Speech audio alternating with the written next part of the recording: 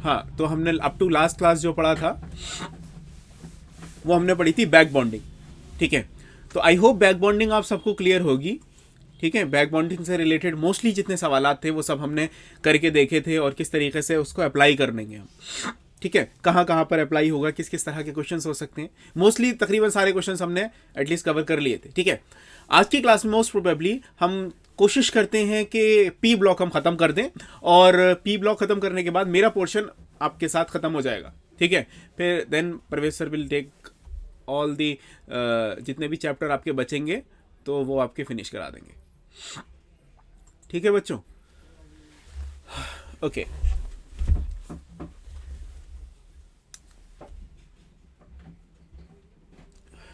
ठीक है, क्योंकि पी ब्लॉक ऑब्वियसली आपका आखिरी चैप्टर है, इसका क्या बोलते हैं, इनऑर्गेनिक केमिस्ट्री का। तो भाई स्टार्ट करते हैं हम अपनी क्लास को। ठीक है, still there are only thermodynamics, equilibrium वगैरह वो सब सर कराएंगे, प्रोफेसर विल टेक दैट। ठीक है, तो डोंट वरी अबाउट दैट, वो भी हो जाएगा यार, टेंशन की बात नहीं है। ठीक है, हाँ कोई डाउट वगैरह होता है तो you can obviously you can message me और यू कैन कॉल मी और वट एवर यू वांट। देख लेंगे, अगर पॉसिबल हुआ तो एक रिवीजन क्लास, एक दो रिवीजन क्लास भी एटलीस्ट रख लेंगे ताकि एटलीस्ट आप लोग भूलो नहीं। ठीक है, तो भाई चलिए स्टार्ट करते हैं आज की क्लास को। आज की क्लास में जो हमने टॉपिक डिसाइड किया हुआ है वो है मेरा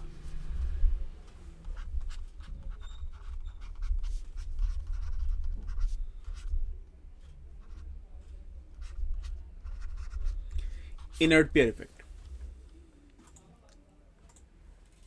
ठीक है, हाँ जी, इनर्ट पेयर इफेक्ट। तो अब सबसे पहले हम बात करते हैं कि इनर्ट पेयर इफेक्ट होता क्या है। ओके, तो एक बार हम सारे के सारे जितने भी एलिमेंट्स हैं हमारे, जितने भी हमारे पी ब्लॉक के एलिमेंट्स हैं उनके बारे में एक बार हम लिख लेते हैं कि हमारे पास कौन कौन से अवेलेबल हैं।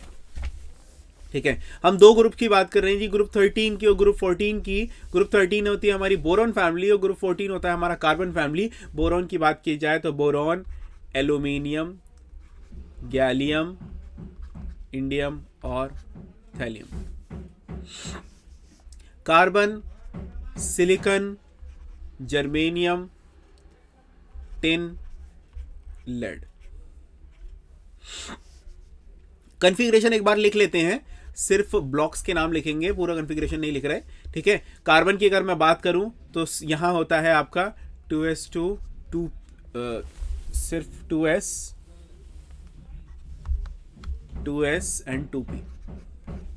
ओके, यहां पर होता है मेरा 3s 3p, यहां मेरा होता है 4s 3d 4p, यहां पर होता है मेरा 5s 4d 3p, यहाँ होता है मेरा 6s 4f और क्या नाम है 4f 5d 3p, sorry 6p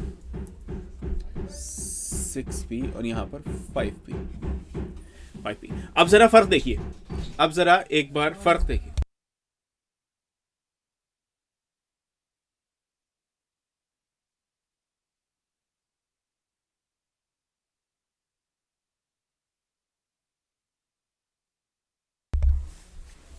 okay, अब जरा एक बार यहां पर हम एक बार डिफरेंस देखते हैं कि यहां पर डिफरेंस किस तरीके से जनरेट हो रहा है, क्यों हो रहा है और उसकी वजह से क्या होगा। ओके, आओ देखो, ये दोनों तो ऑलमोस्ट सेम है, यानी कि यहां पर ये तो थोड़ा छोटा होगा और ये थोड़ा सा बड़ा हो जाएगा। फाइन, ठीक है, मैं ये कार्बन और बोरॉन दोनों फैमिलीज की बात कर रहा हूं जी। ठीक है, ओके, हाँ, आओ जरा यहां देखो, आ गया जी 3D। लो भाई 3D गड़बड़, कुछ ना कुछ गड़बड़ हो सकती है, पता नहीं, हो सकती है, बात करेंगे क्या होगी, लेकिन हो सकती है। यहां पर आ गया जी 4D और अंदर 3D भी है। ओहो, नई गड़बड़ी, यहां पर 3D है, 4D है, 4F है, 5D है, अरे बाप रे क्या हो रहा है।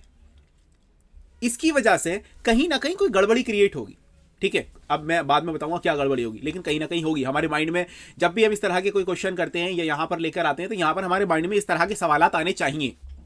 ठीक है, कि ऊपर तो खाली थ्री एस और पी की बात हो रही थी, नीचे डी भी इंट्रोड्यूस हो गया, और नीचे करेंगे तो थोड़ा बड़ा वाला डी हो गया, और नीचे करेंगे तो एफ भी आ गया, और अंदर के डी भी हैं, तो कहीं ना कहीं कुछ ना कुछ होना चाहिए।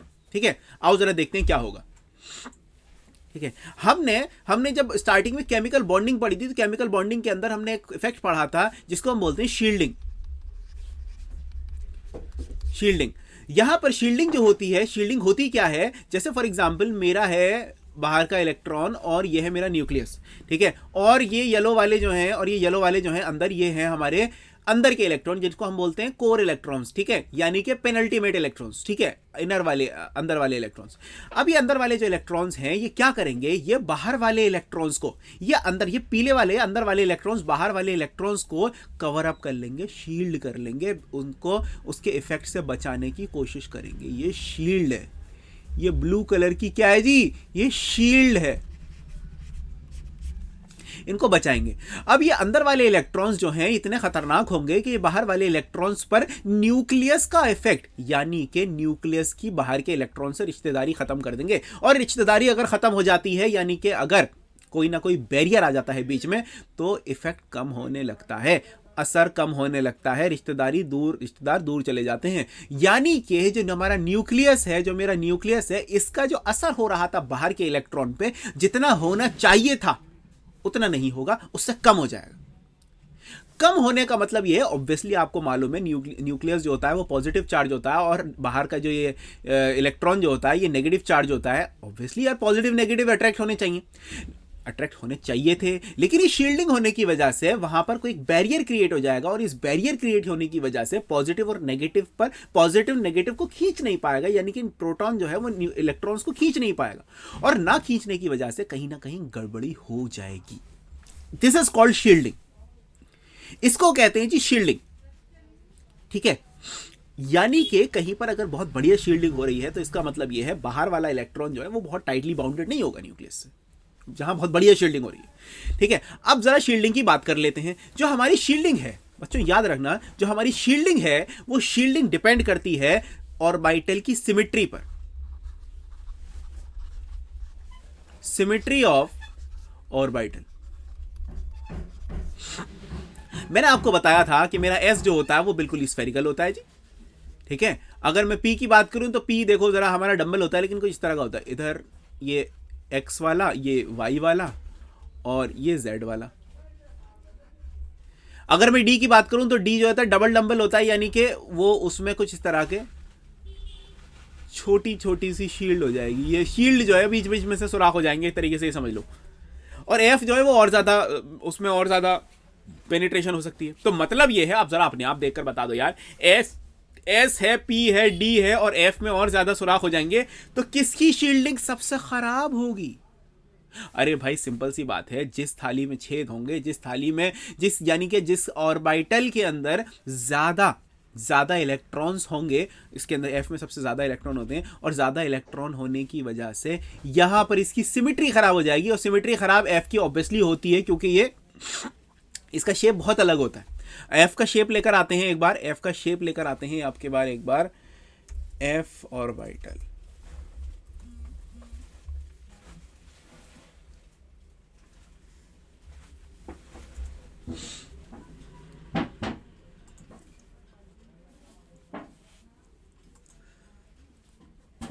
एक सेकेंड, कहाँ है भाई एफ?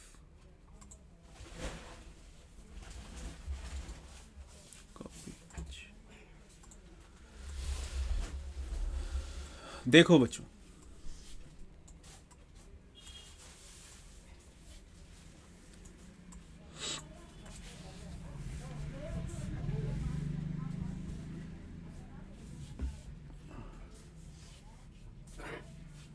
ठीक है, ये था मेरा एस, जो कहाँ गया, ये था मेरा एस, बिल्कुल ही चारों तरफ से अच्छा सा कवर्ड। ये देखो, ये सिर्फ इधर से, यहां से और यहां से कवर करेगा। जरा डी को देखो, ये plus this plus this plus this और प्लस दिस, इनको ऐड करना होगा, यानी कि एक स्फीयर में, यानी कि जैसे भी आप लोग उसको इमेजिन करना चाहो उस तरीका होता है। देखो ये ट्राइडम्बल्ड है, ये ट्राइडम्बल्ड है, इसमें 3 लोब्स हैं, इधर भी 3 लोब्स हैं, इधर भी 3, यानी कि 3 डंबल हैं। देखो 3 डंबल हैं, तो इसके अंदर और ज़्यादा पेनिट्रेशन होगा। तो मतलब ये है, कहने की बात ये है कि एस जो है सबसे अच्छी सिमेट्री होने की वजह से इसके अंदर शील्डिंग बहुत बढ़िया होती है।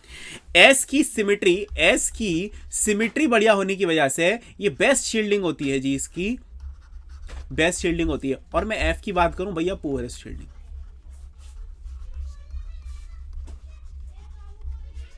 पुअरेस्ट शील्डिंग जहां भी एफ आ गया या जहां भी डी आ गया, देखो डी के अंदर जो शील्डिंग होगी वो एफ से तो अच्छी होगी, लेकिन अगर जहां भी एफ आ गया वहां पर आप पुअर शील्डिंग का कंसेप्ट इसको यूज करोगे, पुअर शील्डिंग का कंसेप्ट यूज करोगे, ठीक है। अब ये पुअर शील्डिंग है, फॉर एग्जाम्पल कहीं भी अगर मैं पुअर शील्डिंग होने की वजह से क्या होगा, आओ जरा देखें।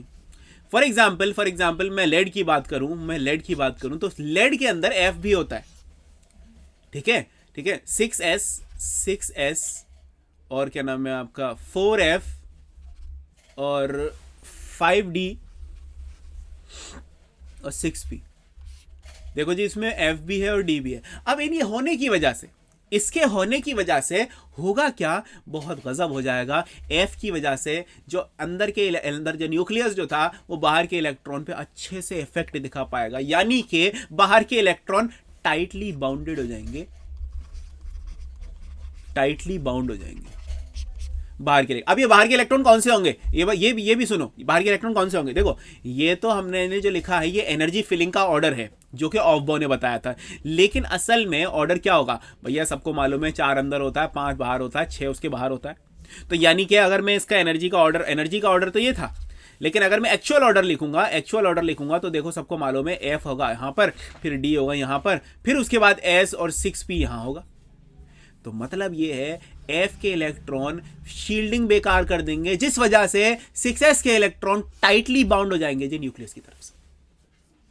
अब ये टाइटली बाउंड होने की वजह से पहली बात तो साइज छोटा होने के इम्कान है, साइज छोटा हो सकता है, बिल्कुल होगा जी, होगा कहीं ना कहीं डिफेक्ट होगा, साइज छोटा होगा। और दूसरी बात इलेक्ट्रॉन निकलने में परेशानी होगी, है ना, सिंपल सी बात है। अरे मेरी बातें समझ में आ रही हैं, अरे सब लोगों को मेरी जो क्या नाम है मेरी बातें समझ में आ रही हैं, सब लोगों की पूछ रहा हूं जी, एवरीवन। 4 यस आए हैं 32 स्टूडेंट्स में से, अरे बाकी लोग भैया जल्दी जल्दी, हाँ ओके ठीक है। कोई डाउट हो ना पूछ लेना, कोई डाउट हो किसी भी तरह का तो आप पूछ लीजिएगा, ठीक है। चलिए आगे बढ़ते हैं। हाँ तो अब ये मैंने जो ये कंसेप्ट जो जनरेट किया, मैंने शील्डिंग से स्टार्ट करा था। शील्डिंग होने की वजह से कुछ ना कुछ गड़बड़ी होगी और शील्डिंग इतनी ज़्यादा ख़राब हो जाएगी, एफ के अंदर इतनी ख़राब शील्डिंग हो जाएगी। ये ख़राब शील्डिंग क्या करेगी, ये जो इलेक्ट्रॉन का पेयर था, ये एस के अंदर जो इलेक्ट्रॉन थे, ये न्यूक्लियस से इतने ज़्यादा टाइटली बाउंड हो जाएंगे कि ये वाला पेयर रिएक्ट नहीं करेगा। और जो चीज़ें रिएक्ट नहीं करती उनको क्या बोलते हैं बच्चों, जो चीज़ें रिएक्ट नहीं करती, जैसे नोबेल गैस रिएक्ट नहीं कर रहे थे, है ना, नोबेल गैस रिएक्ट नहीं कर रहे थे तो उनको क्या कह रहे थे हम, इनर्ट। वेरी गुड, बहुत बढ़िया, इनर्ट कहते हैं। तो इसका मतलब ये है कि ये वाला इलेक्ट्रॉन का पेयर 4f के इलेक्ट्रॉन की वजह से पुअरेस्ट शील्डिंग के अंदर चला जाएगा, और जैसे ही पुअरेस्ट शील्डिंग हो जाएगी तो क्या होगा, एस वाले जो इलेक्ट्रॉन्स हैं वो न्यूक्लियस की तरफ ज़्यादा टाइटली बाउंड जनरेट हो जाएंगे, और ये टाइटली बाउंड होने की वजह से ये वाला पेयर इनर्ट हो जाएगा जी, रिएक्ट नहीं करेगा, यानी कि ये किसी भी तरीके से इलेक्ट्रॉन बाहर नहीं निकाल सकता। मतलब ये है, इस कंसेप्ट को बोलते हैं इनर्ट पेयर इफेक्ट, यानी कि पुअरेस्ट शील्डिंग ऑफ एफ और डी की वजह से, मतलब डी के अंदर भी कुछ ऐसा हो सकता है और एफ की भी हो सकता है। तो एफ की पुअरेस्ट शील्डिंग होने की वजह से होगा क्या, हमारा एस जो है, एस के अंदर जो इलेक्ट्रॉन्स हैं, भाई एस के अंदर 2 इलेक्ट्रॉन होंगे, सबको मालूम है, ठीक है, एस के अंदर इलेक्ट्रॉन का पेयर होगा ही होगा, ठीक है। तो वो जो एस के अंदर जो इलेक्ट्रॉन थे वो टाइटली बाउंड हो जाएंगे न्यूक्लियस की तरफ, और न्यूक्लियस की तरफ टाइट बाउंड होने की वजह से जो एस के अंदर इलेक्ट्रॉन का पेयर जो होगा उसको हम कहेंगे that is called inert pair, और that effect is called the inert pair effect, ठीक है जी, that effect is called the inert pair effect. आओ जरा इससे रिलेटेड कुछ सवालात पर रोशनी डालते हैं, ठीक है, कुछ सवालात पर रोशनी डाली जाए, ठीक है जी। हाँ तो एक सवाल आपकी डायरेक्ट एनसीईआरटी के अंदर से है, एनसीईआरटी के अंदर से ही है, ठीक है। सवाल सुनो गौर से, सवाल सीधा सीधा सिर्फ ये कह रहा है कि आपको डिस्कस करना है the stability of the oxidation state, यानी कि स्टेबिलिटी ऑफ कौन सी ऑक्सीडेशन स्टेट किस में प्रेजेंस है। पहला पॉइंट है बोरॉन टू थैलियम। चलो अभी इसी की बात करते हैं, बोरॉन टू थैलियम की। ठीक है, बोरॉन टू थैलियम की।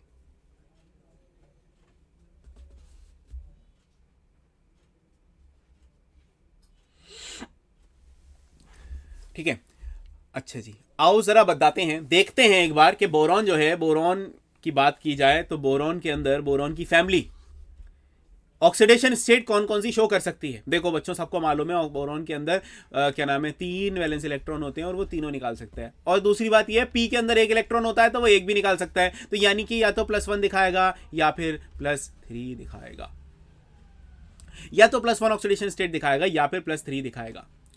आओ आगे की बात करते हैं। अब ये बात आपको मालूम पड़ गई बच्चों, ये वाली बात आपको मालूम पड़ गई, ये जो इलेक्ट्रॉन थे ये आपके पी के थे और ये वाले जो इलेक्ट्रॉन थे ये आपके एस और पी के मिलाकर थे। तो इसका मतलब ये हो गया कि ये वाले और ये वाले जो दोनों इलेक्ट्रॉन हैं ये अलग अलग कंडीशन में अप्लाई होंगे। अगर कोई ऐसी कंडीशन आ गई जिस कंडीशन की वजह से एस के इलेक्ट्रॉन नहीं पार्टिसिपेट कर पा रहे तो वो सिर्फ पी दिखाएगा। अब जरा आप मुझे खुद बताओ कौन सी ऐसी एलिमेंट्स हैं बोरॉन फैमिली में। बोरॉन की अभी हमने बात करी थी कि बोरॉन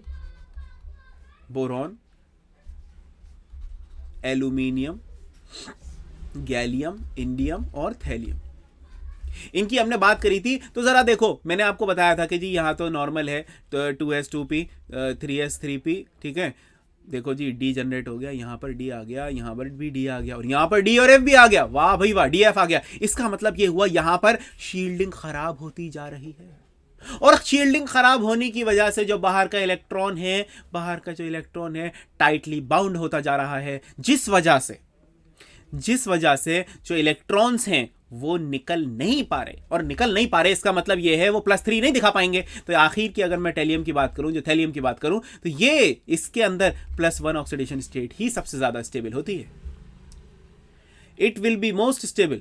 और अगर बोरॉन की बात की जाए तो बोरॉन के अंदर ऑब्वियसली +3। आपने BCl3 BF3 वगैरह पढ़ा होगा, है ना। ठीक है, जरा बता दो एक बार ये वाली बात मुझे बता दो कि ये वाली बात समझ में आई, क्योंकि हम ऑलरेडी इन चीज़ों को तो हम ऑलरेडी डिस्कस कर भी चुके हैं, है ना। बस हम कंसेप्ट को लिया था, हमने कंसेप्ट को अब अप्लाई करना चाह रहे हैं। हम जो क्वेश्चंस लिखेंगे, क्वेश्चन किस तरह के आएंगे, देखो ये कंसेप्ट ना सिर्फ यहीं पर ही वैलिड नहीं है। ये हर जगह है, जहाँ एफ की बात आ गई, जहाँ डी की बात आ गई, सब जगह इसी को लगा देना। ठीक है, लेकिन सोच समझ के लगाना, ये नहीं कि कुछ आंसर हो और कुछ लगा दो। ठीक है, ये है सोच समझ के। अगर आपको लग रहा है कि इस तरह का आंसर है, इस तरीके से ना आप खुद, सर बोरॉन में +3 कैसे आएगा ये बता दीजिए। ठीक है, बताता हूं। अभी बोरॉन के अंदर देखो +3 ऑक्सीडेशन स्टेट की बात हुई है, +3 चार्ज की बात नहीं हुई है। ठीक है बेटा, +3 ऑक्सीडेशन स्टेट की बात हुई है, चार्ज की बात नहीं हुई है।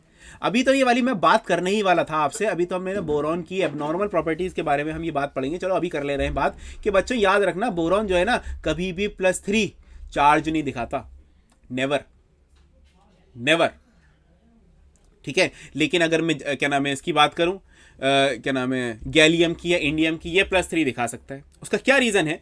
सिंपल सा ये रीजन है बच्चों, देखो बोरॉन का भी और कार्बन भी कभी +4 चार्ज नहीं दिखाता। बस सिंपल सा एक रीजन है। एक बात बताओ, इसको बोरॉन +3 करने के लिए इसको क्या करना पड़ेगा? सिर्फ इतना बता दो मुझे, बोरॉन को +3 चार्ज में आने के लिए क्या करना पड़ेगा? बस ये बता दो क्या करना पड़ेगा इसको। एक नॉर्मल बोरॉन को बोरॉन 3+ में कन्वर्ट होने, वेरी गुड, 3 इलेक्ट्रॉन लूज करने पड़ेंगे। सिंपल सी बात है। अगर ये 3 इलेक्ट्रॉन लूज कर देगा तो इस फॉर्म में आ जाएगा, और अगर ये इस फॉर्म में आ जाएगा तो सिंपल सी बात है इसके आयनिक कंपाउंड भी पॉसिबल होने चाहिए। क्योंकि सिंपल सी बात है जी, आयनिक कंपाउंड जो होते हैं कैटाइन से बनता है, एनाइन से बनता है। ये कैटाइन है और ये इसका कैटाइन है। तो आपने कभी सुना है कि बोरॉन के कंपाउंड उसके ऐसे होते हैं, आयनिक कंपाउंड होते हैं? सर नहीं होते, बोरॉन के कंपाउंड तो होते नहीं है। इसका मतलब यह है कि इसके अंदर आयनिक कैरेक्टर नहीं है। चलो आयनिक कैरेक्टर नहीं है, इसका मतलब यह है कि इसके अंदर चार्ज नहीं आता होगा। चार्ज क्यों नहीं आता होगा? सिंपल सी और सीधी छोटी सी बात यह है कि प्यारे बच्चों, जो बोरॉन है, बोरॉन का साइज बहुत ही छोटा है और बहुत ही छोटा साइज होने की वजह से इसके इलेक्ट्रॉन बहुत ही बढ़िया तरीके से बाउंडेड होते हैं न्यूक्लियस की तरफ, जिस वजह से इसके तीनों इलेक्ट्रॉन एक साथ निकालना ऑलमोस्ट इंपॉसिबल है। निकल सकते हैं, मैंने इसीलिए कहा ऑलमोस्ट इंपॉसिबल। ठीक है, मतलब ये है कि नॉर्मल हमारी कंडीशंस पे, हम इंसानों वाली कंडीशंस पे, हम बोरॉन के तीनों इलेक्ट्रॉन का मतलब क्या है, आयनाइजेशन एंथैल्पी 1, आयनाइजेशन एंथैल्पी 2 और आयनाइजेशन एंथैल्पी 3, IE1, IE2 और IE3, इसकी वैल्यू बहुत ही हाई होती है जी। इस वजह से हम देखते तीनों इलेक्ट्रॉन नहीं निकाल सकते, and that's why it does not exist as boron 3+ ion. मैंने पीछे जो बात करी थी, पीछे ऑक्सीडेशन स्टेट की बात करी थी बेटा। ऑक्सीडेशन स्टेट का मतलब यह है कि वो रिलेटिवली क्या शो कर रहा है। देखो, अगर मैं BCl3 की बात करूं, BCl3 की बात करूं, सबको मालूम है ये कोवेलेंट कंपाउंड है, एवरीवन नोज अबाउट दैट, ये कोवेलेंट कंपाउंड है, लेकिन यहां भी तो इसकी कोई ऑक्सीडेशन स्टेट तो होगी। इलेक्ट्रोनेगेटिविटी डिफरेंस की वजह से हम इसकी ऑक्सीडेशन स्टेट तो देंगे। सबको मालूम है जी, क्लोरीन जो होता है वो -1 शो करता है, ये भी -1 और ये भी -1, इस वजह से ये +3 दिखाएगा। सिंपल सी बात, ठीक है। मैं उसकी बात कर रहा था, मैं ऑक्सीडेशन स्टेट की बात कर रहा था बेटा, ठीक है। सर, आपने बोरॉन के बारे में बताया, बहुत बढ़िया बात लगी हमें बोरॉन की, कि बोरॉन छोटा है और छोटा होने की वजह से इलेक्ट्रॉन निकाल नहीं सकता। तो क्या ये बात कार्बन में एग्जिस्ट करेगी सर? मैं कहता हूं 100% करेगी। सुनो, गौर से सुनो। सबको मालूम है कार्बन जो है, कार्बन का कोई भी, जैसे फॉर एग्जांपल मैं बात करूं CCl2, पहली बात तो ये कार्बीन है, ये इसको कार्बीन कहते हैं जब भी कार्बन दो चीजों के साथ अटैच होता है, और ये बहुत हाईली अनस्टेबल होता है, ठीक है। पहली बात तो हाईली अनस्टेबल, और दूसरी बात सब जानते हैं जी, कार्बन और क्लोरीन जब भी बॉन्ड बनाता है तो कैसा होता है जी, आयनिक होता है, कोवेलेंट होता है। सबको मालूम है सर, कोवेलेंट बॉन्ड होगा, आयनिक बॉन्ड कभी नहीं होगा, क्योंकि कार्बन इलेक्ट्रॉन निकालेगा ही नहीं। क्यों नहीं निकालेगा? सेम रीजन, छोटा है, इलेक्ट्रॉन बहुत करीब करीब है, बहुत टाइटली बाउंडिंग है, और टाइटली बाउंडेड होने की वजह से सारे के सारे इलेक्ट्रॉन नहीं निकाल सकता। जबकि सबको मालूम है जी, PbCl2 एक आयनिक कंपाउंड है। कैसे बनाते हैं? याद करो अपनी लैब में जब तुम जाते हो और लैब में जाने के बाद लेड का टेस्ट करते हो, और लेड का जो सॉल्ट होता है उसके अंदर सबसे पहले क्या डालते हैं? Dilute hydrochloric acid. वाह भाई वाह, डाइल्यूट हाइड्रोक्लोरिक एसिड जैसे ही तुमने डाला उसके अंदर, तो हुआ क्या? PbCl2 बन गया सर, व्हाइट कलर का प्रेसिपिटेट बन गया, जिससे हमारा ये इतना आ जाता है कि इतनी ऑब्जर्वेशन आ जाती है कि लेड हमारा प्रेजेंट हो सकता है। अरे क्या ये वाली बात समझ में आई? क्या इन दोनों की देखो, अब मैं एक चीज और तुम्हें समझ में आ रही होगी कि आयनिक कैरेक्टर नीचे जाते वक्त बढ़ रहा है, ऊपर कोवेलेंट कैरेक्टर ज्यादा था। अरे क्या ये वाली बात समझ में आई बच्चों?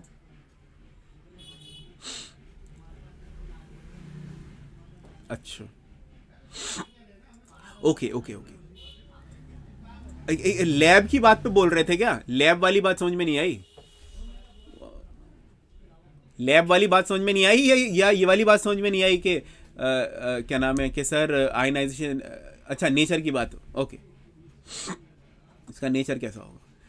देखो सिंपल सी बात ये है, कार्बन जो है हमारा बहुत छोटा है, जिस वजह से कार्बन अपने इलेक्ट्रॉन्स को निकाल नहीं सकता, और कार्बन आयनाइज नहीं हो सकता भाई। कार्बन छोटा है, उसकी IE1, IE2, IE3, IE4 total मिला के जो वैल्यू आएगी डेल्टा H की, एंथैल्पी की, एनर्जी की, वो बहुत हाई होगी।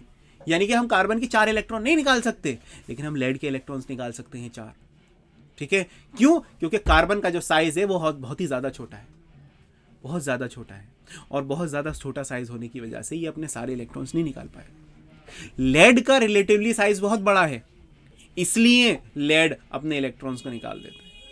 ठीक है, एक सिंपल सी बात ये है। और इलेक्ट्रॉन्स अगर निकाल देगा तो वो आयन में कन्वर्ट हो जाएगा, और आयन में कन्वर्ट हो जाएगा तो वो आयनिक कंपाउंड बनाएगा। ठीक है, मैं तो सिर्फ लेड क्लोराइड की बताया था कि लेड क्लोराइड आपने लैब में कहाँ देखा होगा। जी हाँ जी, लेड क्लोराइड आयनिक है, PbCl2 is ionic compound, PbCl2 is ionic compound. Carbon की बात समझ में नहीं आई सर। कार्बन सिर्फ इतना सा कह रहा है कि भाई मैं बहुत छोटा हूं और मैं इलेक्ट्रॉन नहीं निकाल पाऊंगा, सिर्फ इतनी बात कह रहा है कार्बन, और कुछ नहीं कह रहा। ठीक है,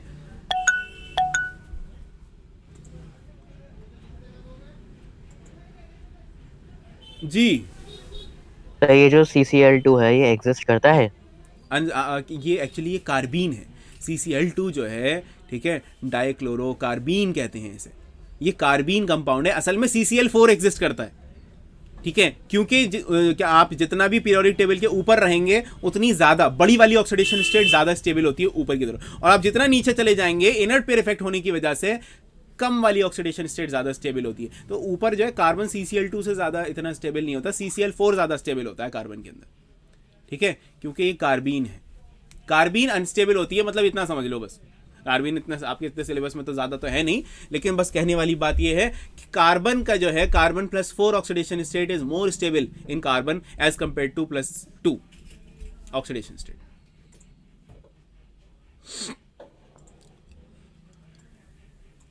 ओके, अच्छा जी, तो हमने एक क्वेश्चन की बात करी कि जब इसमें डिस्कस कर रहे थे,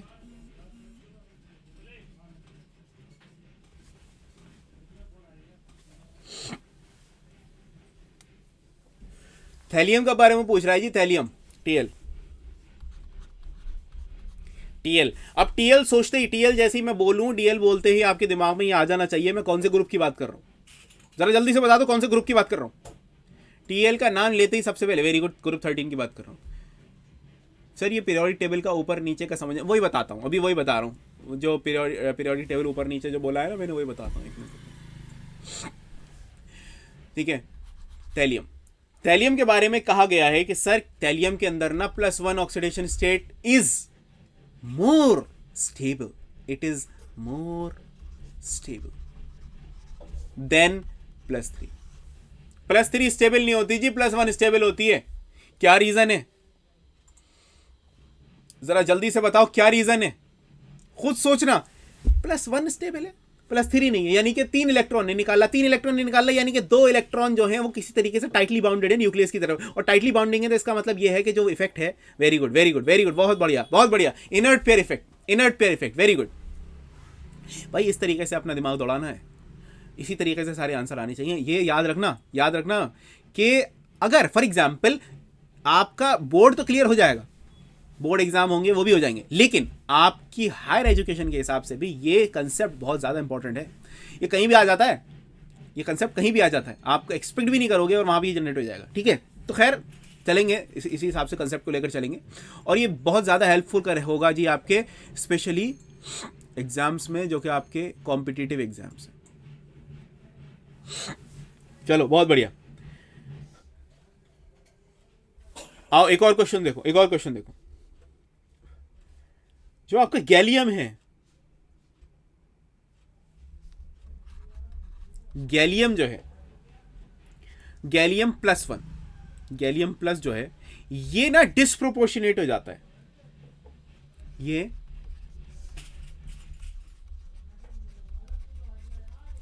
डिस्प्रोपोर्शनेट हो जाता है। अब ये डिस्प्रोपोर्शनेट क्यों होता है, एक सेकंड, हाँ ये बात ये है कि भाई ये एक्चुअली डिस्प्रोपोर्शनेट, पहली बात डिस्प्रोपोर्शनेट क्या होता है, ठीक है, डिस्प्रोपोर्शनेट क्या होता है, पहली बात ये है। डिस्प्रोपोर्शनेट जरा बताओ बच्चों, हमने बात की हुई है, डिस्प्रोपोर्शनेट क्या मतलब,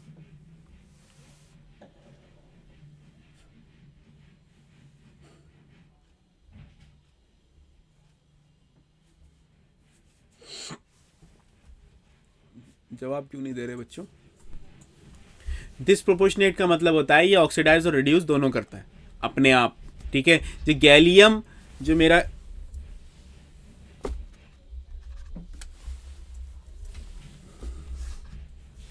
गैलियम प्लस जो है वो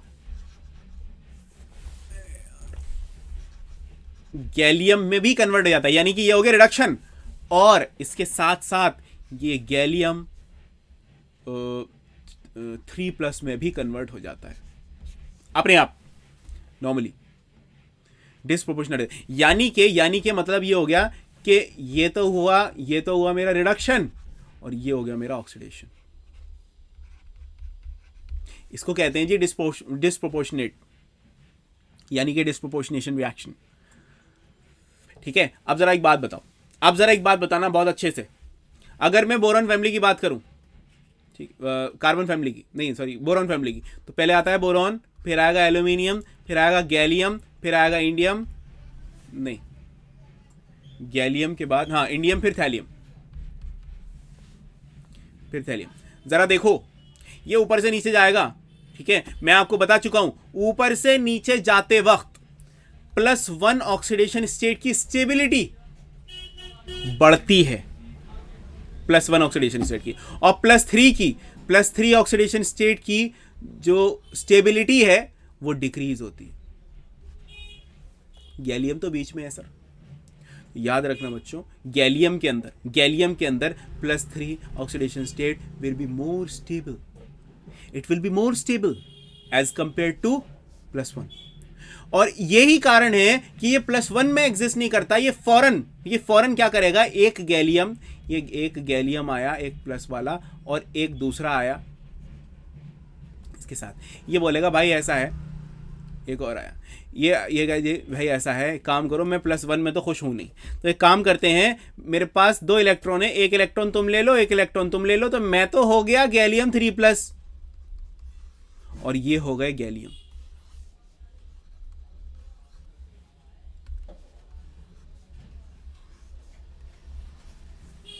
ठीक है, गैलियम की अगर मैं बात करूं तो गैलियम के अंदर +3 ऑक्सीडेशन स्टेट ज्यादा स्टेबल है एज कंपेयर टू +1। कौन सा ऐसा है इन सब के अंदर जिसके अंदर +3, अगर मैं बात करूं, एक सेकेंड, हाँ, इनमें से कौन सा ऐसा है जिसके अंदर +1 ज्यादा स्टेबल है एज कंपेयर टू +3? वो है सिर्फ आखिरी वाला, थैलियम। सिर्फ आखिरी वाला है थैलियम, जिसके अंदर +1 oxidation state is more stable then +3। इसी से रिलेटेड एक क्वेश्चन भी आया है, आपके लिए, कि ऐसा है जी, इंडियम अनलाइक इंडियम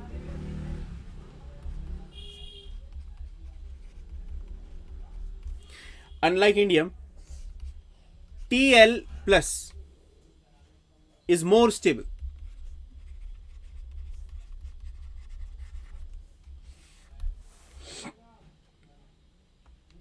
ठीक है, यानी कि अगर मैं सिर्फ इंडियम की बात करूं, इंडियम से अगर थैलियम को कन्वर्ट किया जाए तो thallium Tl+1 is more stable का मतलब कोई रिएक्शन नहीं करेगा।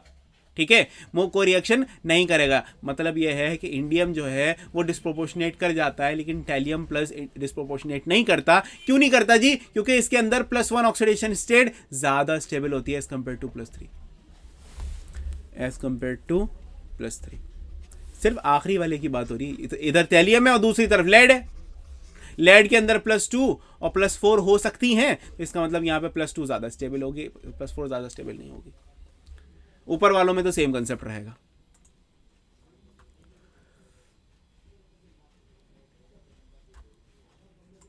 ठीक है भाई, क्वेश्चन ये है कि गैलियम जो है मेरा, गैलियम प्लस में एग्जिस्ट नहीं करता, वो गैलियम और गैलियम +3 में अपने आप चेंज हो जाता है, यानी कि डिस्प्रोपोर्शनेट हो जाता है। अब ये क्यों होता है? इसका मतलब ये है, कोई भी चीज रिएक्ट इसलिए कर रही है क्योंकि वो जिस फॉर्म में है वो एग्जिस्ट, मतलब वो स्टेबल नहीं है। इसका मतलब ये हुआ गैलियम प्लस स्टेबल नहीं है, और गैलियम प्लस स्टेबल नहीं है, या तो वो अपनी एटॉमिक फॉर्म में स्टेबल है या वो +3 में स्टेबल है। मतलब ये है, वैसा क्यों है? गैलियम +3 में क्यों ज्यादा स्टेबल है? तो सिंपल सी बात है भाई, वो दो इलेक्ट्रॉन निकालकर ज्यादा स्टेबल हो गया, वो 2 इलेक्ट्रॉन निकालकर। और दूसरी बात यह है, गैलियम के अंदर, और अगर मैं थैलियम की बात करूं, तो थैलियम के अंदर होते हैं जी F इलेक्ट्रॉन्स, इसके अंदर हैं D इलेक्ट्रॉन्स।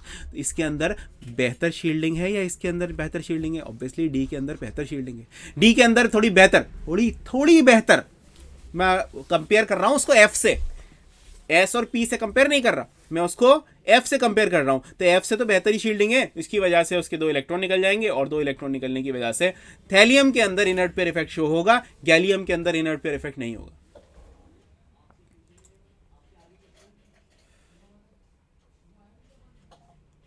ऑक्सीडेशन स्टेट और चार्ज में फर्क, सबके ऑक्सीडेशन स्टेट लिखिए, आई एम हैविंग कंफ्यूजन। देखो बच्चों, ऑक्सीडेशन स्टेट और चार्ज, इन दोनों में फर्क क्या है? देखो, चार्ज होता है आइंस में, और ऑक्सीडेशन स्टेट होती है हर कंपाउंड, इन एवरी कंपाउंड। मतलब ये है, ये ऑक्सीडेशन स्टेट जो कंसेप्ट है, ये है कंसेप्ट ऑफ इलेक्ट्रोनेगेटिविटी। ठीक है, फॉर एग्जाम्पल कोई भी कंपाउंड है, जो ज्यादा इलेक्ट्रोनेगेटिव है वो इलेक्ट्रॉन अपनी तरफ ले लेगा, और जो ज्यादा इलेक्ट्रोपॉजिटिव है वो इलेक्ट्रॉन दे देगा, तो उसके हिसाब से हम उसके ऑक्सीडेशन स्टेट को डिफाइन करेंगे। ठीक है, लेकिन चार्ज जो है वो चार्ज बताता है कितने इलेक्ट्रॉन निकल गए। ठीक है, तो ये डिफरेंस है जी ऑक्सीडेशन स्टेट में। अच्छा, हम चार्ज को ऑक्सीडेशन स्टेट बोल सकते हैं, ठीक है, लेकिन ऑक्सीडेशन स्टेट को हम चार्ज नहीं बोल सकते। हम चार्ज को ऑक्सीडेशन स्टेट तो बोल सकते हैं, लेकिन ऑक्सीडेशन स्टेट को हम चार्ज नहीं बोल सकते। उसका रीजन क्या है? उसका रीजन ये है,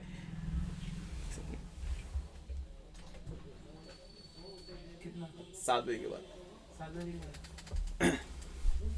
ठीक है, ठीक है। हाँ, तो हम इन दोनों की अगर मैं बात कर रहा था तो ऑक्सीडेशन स्टेट और चार्ज की बात कर रहा था, तो हम चार्ज को तो ऑक्सीडेशन स्टेट कहते हैं। भाई ऑक्सीडेशन स्टेट क्या है? ऑक्सीडेशन स्टेट ये है कि वो कितने इलेक्ट्रॉन्स को लूज या गेन करने चाह रहा है, ठीक है। कंप्लीटली गेन कर नहीं रहा है, कंपाउंड के अंदर कैसा। फॉर एग्जांपल अगर मैं CCl4 की बात करूं, CCl4, अब बताओ, खुद देखना, कोवेलेंट कंपाउंड है, सबको पता है, सबको पता है किसी पे चार्ज नहीं है कुछ भी, लेकिन क्लोरीन ज्यादा इलेक्ट्रोनेगेटिव है, सारे क्लोरीन ज्यादा इलेक्ट्रोनेगेटिव है। तो ये बताओ, ये वाले जो दोनों इलेक्ट्रॉन हैं, ये इसके अंदर जो दोनों इलेक्ट्रॉन हैं, ये किसके ज्यादा करीब होंगे? किसके ज्यादा करीब होंगे? ये क्लोरीन के ज्यादा करीब होंगे ना। तो क्लोरीन के ज्यादा करीब होने की वजह से यहां पर आ गया मेरा पार्शियल नेगेटिव, यहां भी आ गया पार्शियल नेगेटिव, यहां भी आ गया पार्शियल नेगेटिव, यहां भी आ गया पार्शियल नेगेटिव। और अगर इस कार्बन की बात करूं तो इस कार्बन पे आ गया +4, पार्शियल +4।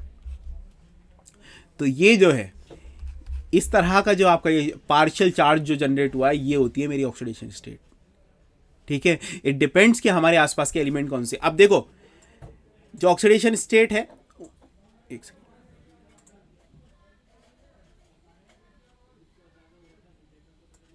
ठीक है, हाँ ठीक है, यहां तक तो आई होप क्लियर हुआ होगा, यहां तक तो आई होप क्लियर हुआ होगा, ठीक है।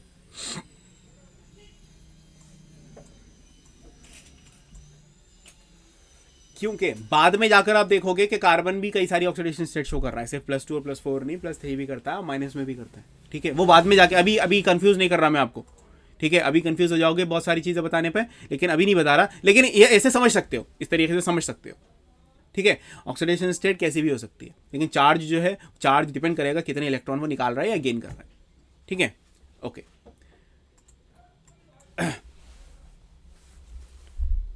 अच्छा जी,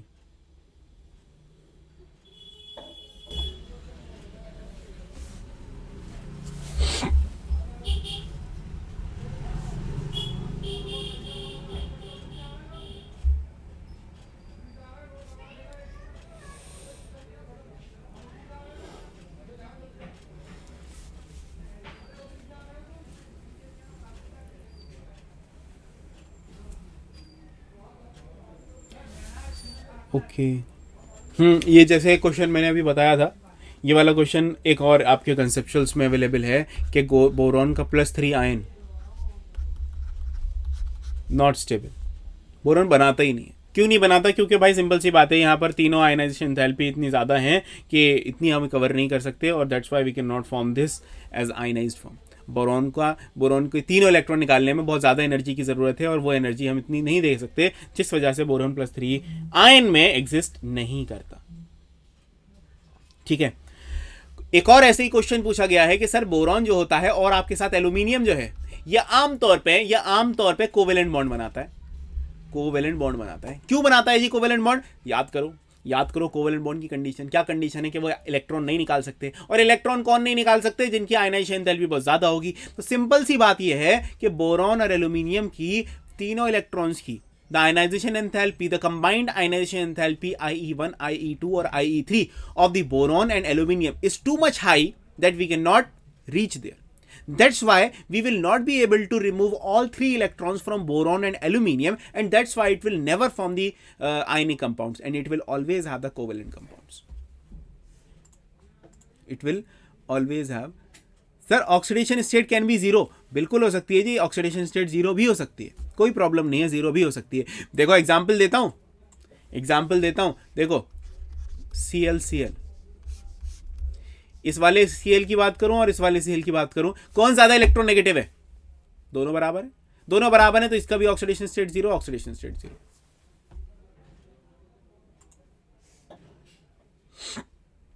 ठीक है जी, 0 भी हो सकती है। ओके, ठीक है जी, आगे आते हैं।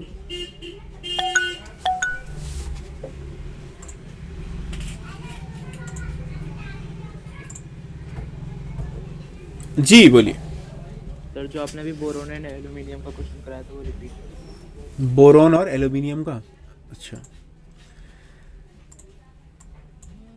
भाई बोरोन और एल्यूमिनियम का क्वेश्चन ये है, बोरोन और एल्यूमिनियम जो है वो कोवेलेंट कंपाउंड बनाते हैं जी ज्यादातर, स्पेशली बोरोन कोवेलेंट कंपाउंड बनाता है, आयनिक कंपाउंड नहीं बनाता।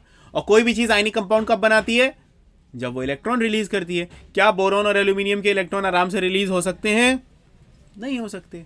इस वजह से वो आयनिक कंपाउंड नहीं बनाएगा, आयनिक कंपाउंड नहीं बनाएगा तो ऑब्वियसली इलेक्ट्रॉन की शेयरिंग करेगा। That's why boron and aluminium will have always covalent compounds.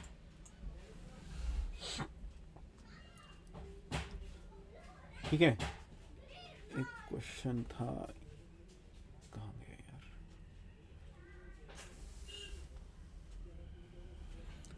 एक और क्वेश्चन है देखिए।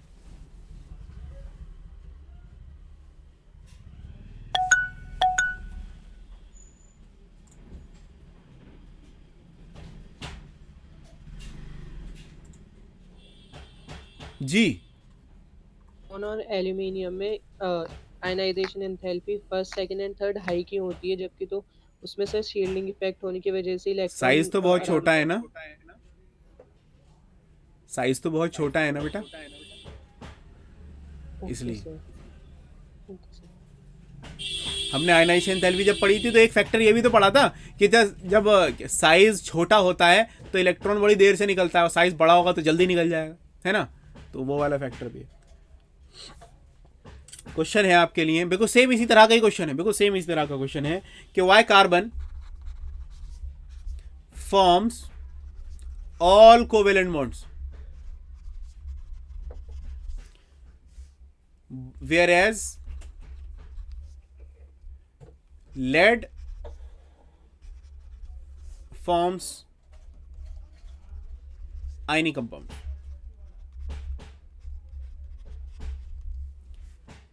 ठीक है जी, जरा बताओ ऐसा क्यों होगा।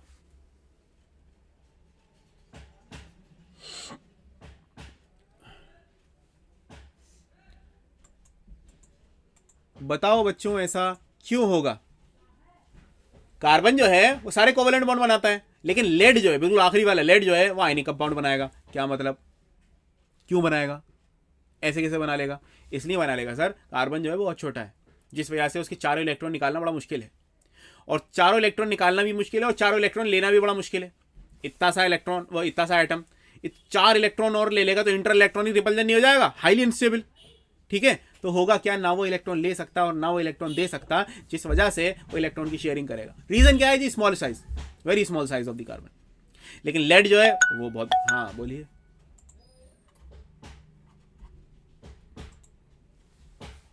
जी केमिकल बॉन्डिंग पढ़ा रहे थे तो आपने एक क्वेश्चन दिया था कि फोर्थ बॉन्ड को हम क्या कहते हैं, मतलब फोर्थ बॉन्ड पॉसिबल है तो उसे क्या कहते हैं।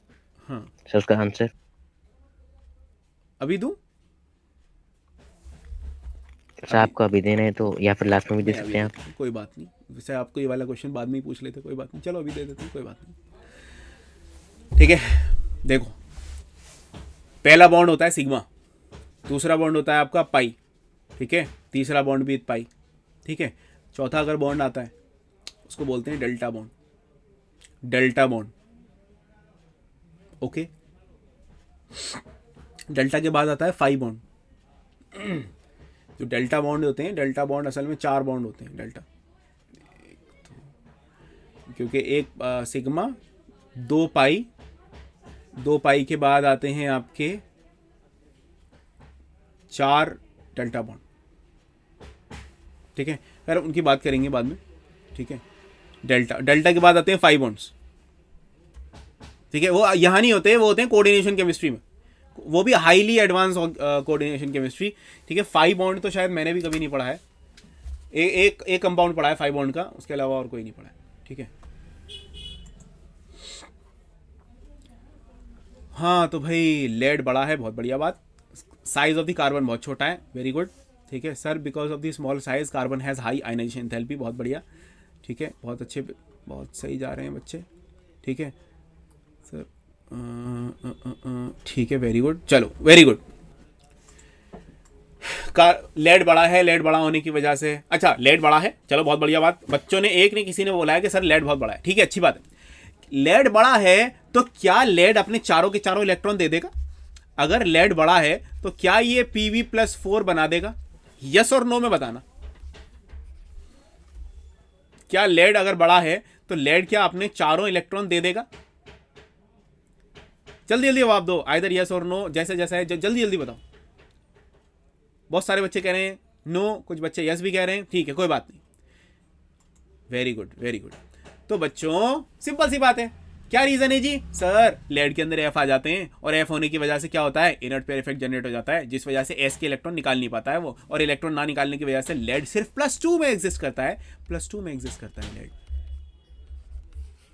+4 में एग्जिस्ट नहीं करता। ऐसा क्वेश्चन आप एक और जनरेट कर सकते हो अपने दिमाग से अपने आप। सर अगर ऐसा सीन है तो अगर मेरे पास Pb+4 है तो क्या Pb+4 Pb और Pb2+ में कन्वर्ट हो जाएगा? जिस डिस्प्रोपोर्शनेशन जो हो रहा था बेटा, बिल्कुल हो जाएगा,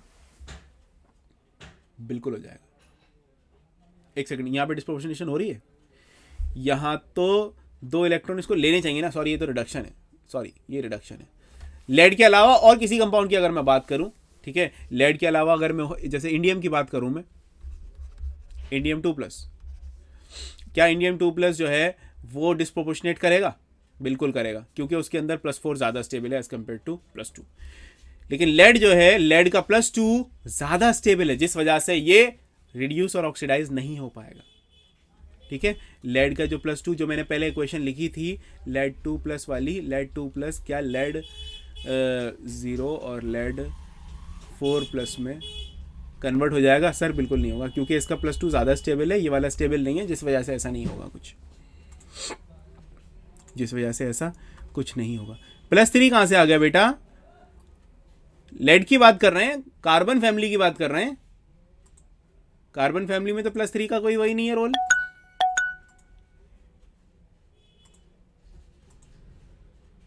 जी 3 पॉसिबल नहीं है ना? हाँ, ऑब्वियसली डिस्प्रोपोर्शनेशन नहीं होगा इसमें, जब भी तो क्रॉस लगाया है। लेड वाला पॉसिबल नहीं है,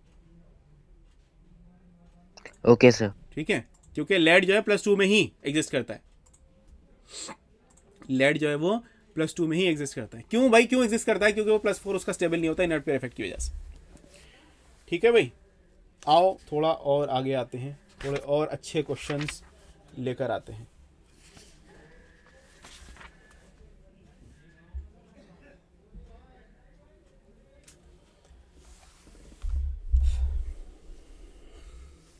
stability of BCl3 and TlCl3। गौर से देखना, BCl3 और TlCl3 में से ज्यादा स्टेबल कौन होगा, ए या बी? मैं पोल जनरेट कर रहा हूं, जिनके पास पोल नहीं आएगा वो ए या बी उसमें लिख सकते हैं आंसर। ठीक है,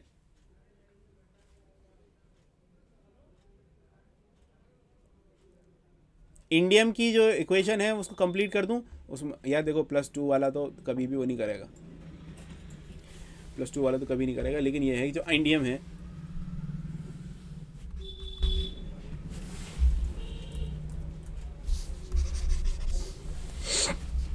जो मेरे पास इंडियम होता है वो इंडियम और +4 भी बनाता है, +4 फ्रॉम +2। ठीक है, ये है फुल इक्वेशन की। ठीक है, हाँ तो हम नीचे बात कर रहे थे, हम यहाँ बात करते स्टेबिलिटी ऑफ BCl3 और TlCl3 की। ये है मेरा A और ये है मेरा B। चलो यहीं कमेंट बॉक्स में लिखो जल्दी से A या B, कौन ज्यादा स्टेबल है, BCl3 या TlCl3? जल्दी से बताओ।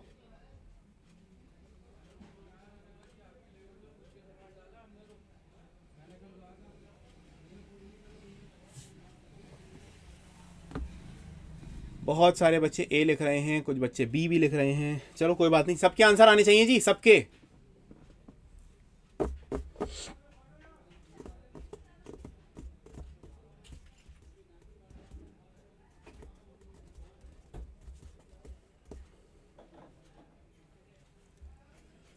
वेरी गुड, बहुत सारे बच्चों ने ए लिखा है, कुछ ने बी भी लिखा है। जिन्होंने बी लिखा है वो बेचारे थोड़े से कंफ्यूज हो गए हैं। स्टेबिलिटी की बात हो रही है बच्चों, स्टेबिलिटी की। स्टेबिलिटी का मतलब अपोजिट होता है रिएक्टिविटी। इनमें से जो ज़्यादा स्टेबल है, फॉर एग्जाम्पल क्या बता दे रहा हूँ, BCl3 ज़्यादा स्टेबल है एज कम्पेयर टू TLCl3, ज़्यादा स्टेबल है। इसका मतलब ये है TLCl3 ज़्यादा रिएक्टिव है। और TLCl3 जो है ज़्यादा रिएक्टिव होने की रीज़न क्या है? क्या रीज़न है जी TLCl3 ज़्यादा रिएक्टिव है? मतलब ये है सर, ये स्टेबल नहीं है, और ये स्टेबल नहीं है, इसका मतलब TL जो है वो +3 में एग्जिस्ट नहीं करता सर। वो ना क्या करेगा, वो 2 इलेक्ट्रॉन और ले लेगा और 2 इलेक्ट्रॉन बना के TL+1 में एग्जिस्ट करेगा। क्यों करेगा जी? Inert pair effect. थैलियम है भाई, थैलियम है। थैलियम के अंदर क्या होता है? आखिरी में बिल्कुल एफ भी होता है, और पुअर शील्डिंग की वजह से इनर्ट पेयर जनरेट हो जाता है, जिस वजह से वो सिर्फ +1 शो करेगा। That's why the answer is A, BCl3। That's why the answer is A।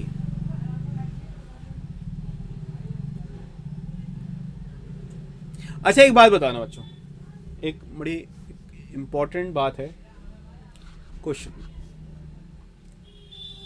Consider the 2 compound, first है BCl3 और सेकंड है CCl4। अच्छे से देख लो इनको एक बार, जरा मुझे बताओ BCl3 का स्ट्रक्चर कैसा होता है? BCl3 का स्ट्रक्चर कैसा होता है? जल्दी से कमेंट बॉक्स में मुझे बताओ, सब लोग जल्दी से। BCl3 का स्ट्रक्चर कैसा होता है?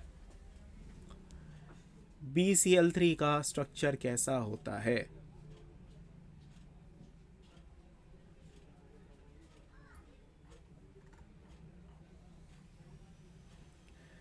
अच्छा जी, ओके। बाकी लोग क्या कह रहे हैं जी?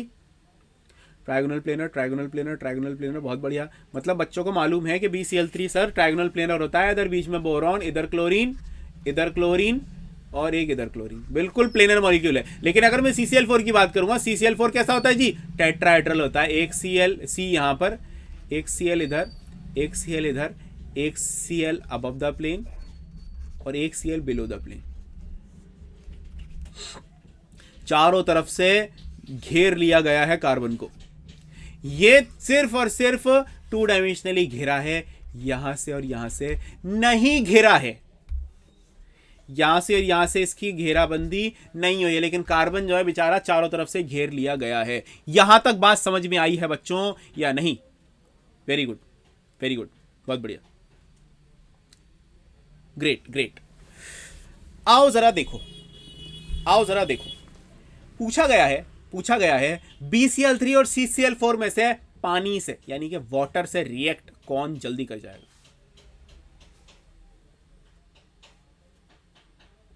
कौन जल्दी कर जाएगा?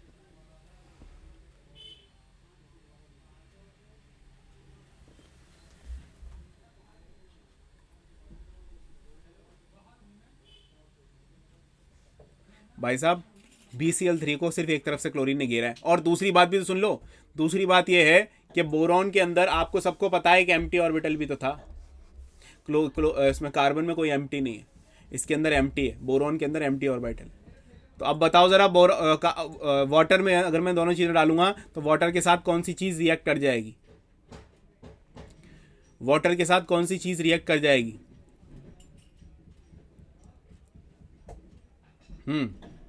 BCl3 good.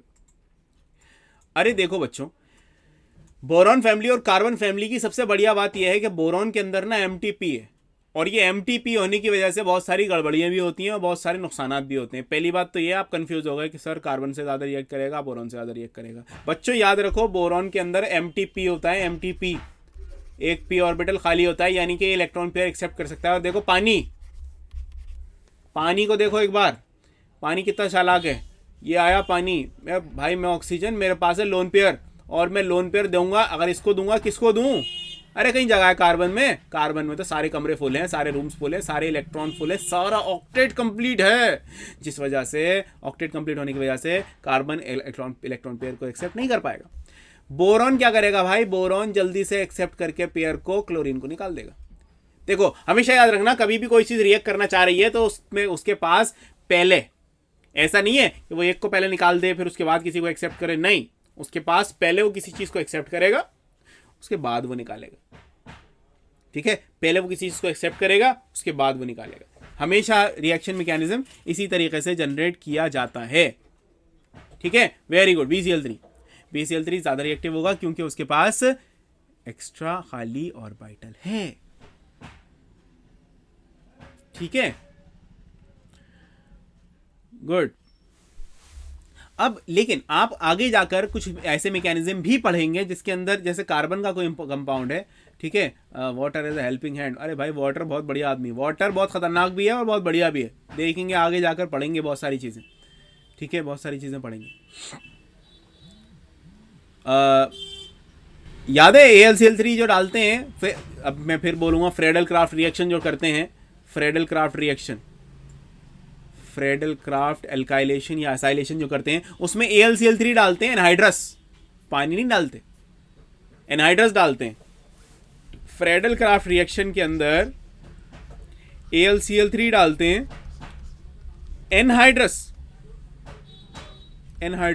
और एनहाइड्रस क्यों? पानी के बिना।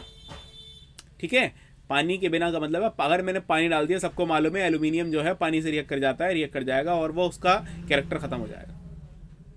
जो उसका ऐसा कैरेक्टर है वो खत्म हो जाएगा। तो भाई यहां तक बात आपके समझ में आ रही है।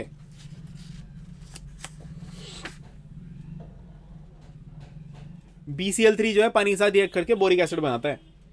ये शायद मैं करा चुका हूं ऑलरेडी। बोरोन के तीनों तरफ OH लग जाते हैं। ठीक है,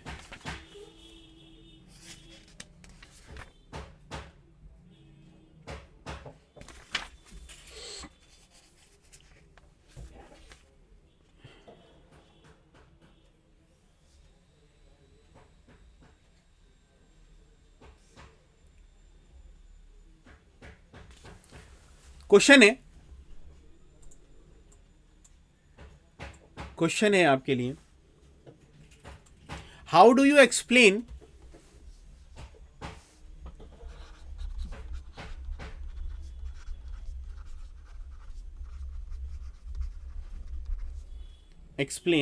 the lower atomic radius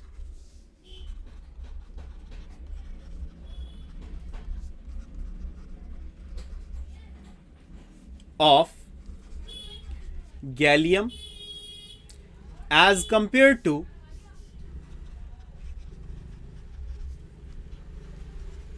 aluminium?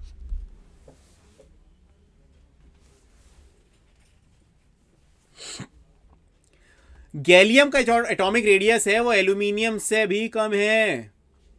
क्यों? सोचो एक बार, गैलियम के अंदर क्या गड़बड़ी हो रही होगी जिस वजह से उसका साइज छोटा हो गया?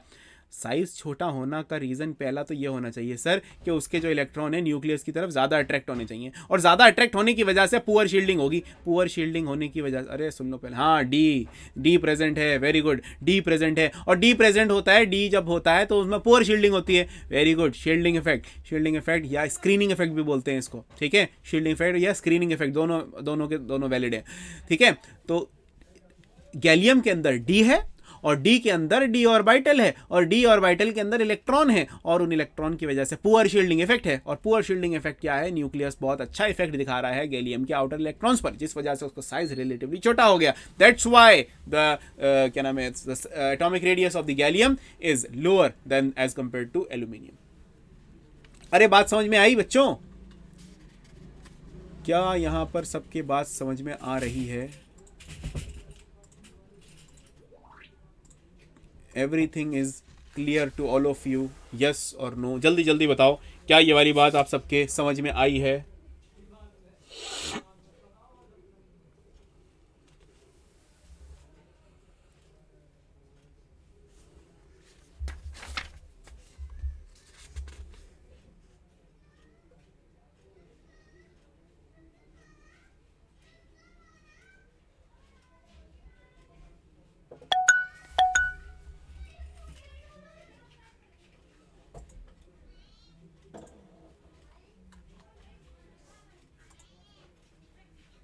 जी बोलिए। हेलियम का साइज छोटा है तो इसको पीरियोडिक टेबल में एल्यूमिनियम से नीचे क्यों रखा गया है? बेटा पीरियोडिक टेबल में साइज के हिसाब से थोड़ी चलते हैं। भूल गए आप? पीरियोडिक टेबल में साइज के हिसाब से थोड़ी चलते हैं, पीरियोडिक टेबल में तो एटॉमिक नंबर के हिसाब से चल रहे हैं।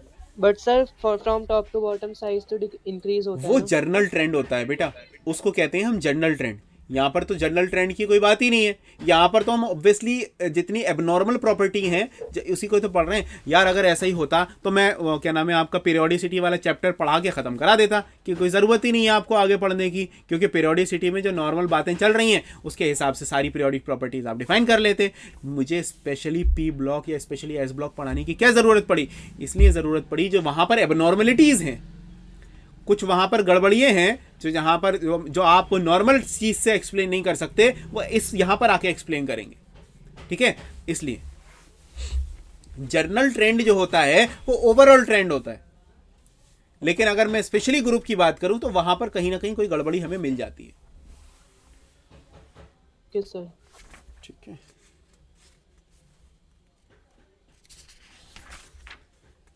ओके।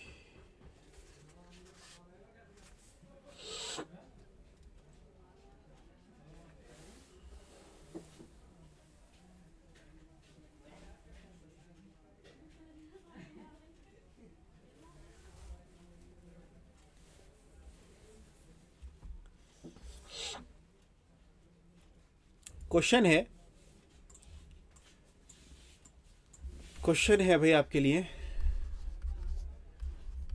वाई PbCl4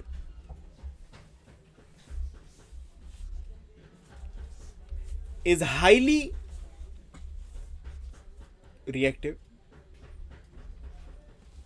या हाईली रिएक्टिव लिख लो, या हाईली सेंसिटिव लिख लो, या हाईली अनस्टेबल लिख लो विद हीट।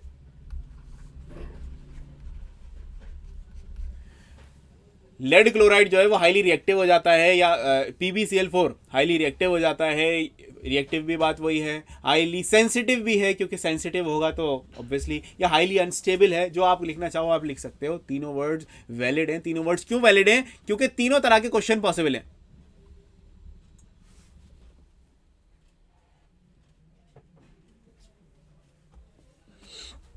ठीक है, बताओ जरा क्या रीजन हो सकता है बच्चों? PbCl4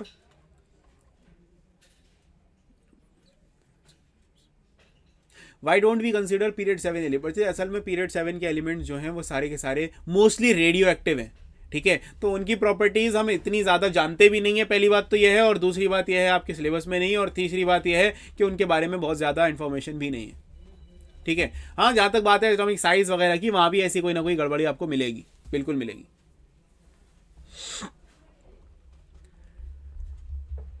नैनोग्राम कहाँ से आ गया? ठीक है, हाँ, तो क्वेश्चन ये है आपके लिए, PbCl4 जो है वो हाईली रिएक्टिव होता है, यानी कि हाईली सेंसिटिव होता है। ठीक है, और वो हाईली सेंसिटिव क्यों होता है?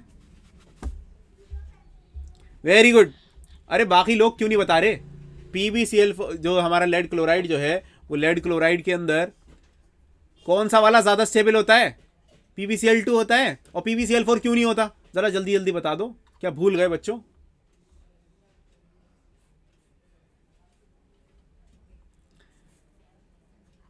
अरे बस इतना बता दो कि PbCl4 हाईली रिएक्टिव क्यों होता है? Why PbCl4 is highly reactive?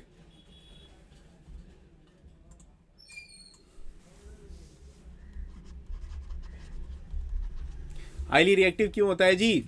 अरे यार, इतनी सी बात नहीं समझ में आ रही आप लोगों के कि बच्चों, लेड जो होता है, लेड+4 एग्जिस्ट नहीं करता, ज्यादा स्टेबल होता है हमारा Pb2+। Pb2+, और Pb2+ क्यों ज्यादा स्टेबल होता है? Due to inert pair effect. अरे क्या थक गए? अरे नींद आने लगी क्या?